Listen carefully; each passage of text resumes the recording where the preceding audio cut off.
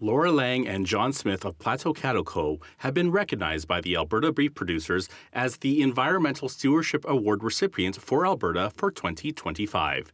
The operation, close to Nanton, runs 450 highly efficient and functional purebred Black Angus and Angus-influenced cows. Lang believes environmental stewardship means much more than it did just a few generations ago. I think for us today, we're realizing even more so. We can look outside and see all of the smoke that's come in, and that's something that's different. The climate has changed, and some of the things we face are changing. Smith says when he and Lang found out about the nomination, it was a surprising and humbling experience for the two. Our vet partners, VHS, Veterinary Agri-Health Services, nominated us, and that was a real surprise. We had no idea that was on anybody's radar, and so to be counted, among a lot of great producers in Alberta, we were just humbled and shocked. Cattle ranching can sometimes receive a bad reputation when it comes to environmental stewardship. Some activists say methane from cattle contributes to climate change.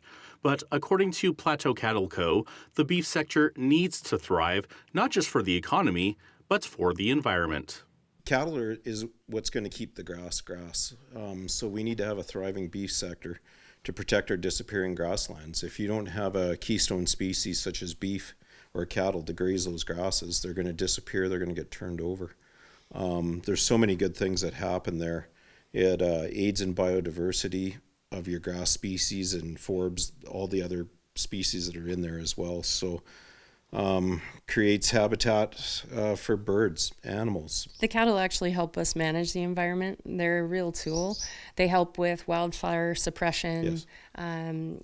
Keeping some of the fire ignition out of the forestry, and they help restore the grasslands. So we talk a lot about carbon sequestration, and I think consumers are starting to, or have, as far as we've seen, really understand the importance that they play. Laura and John are in Levis, Quebec to compete in the Nationals until September the 11th.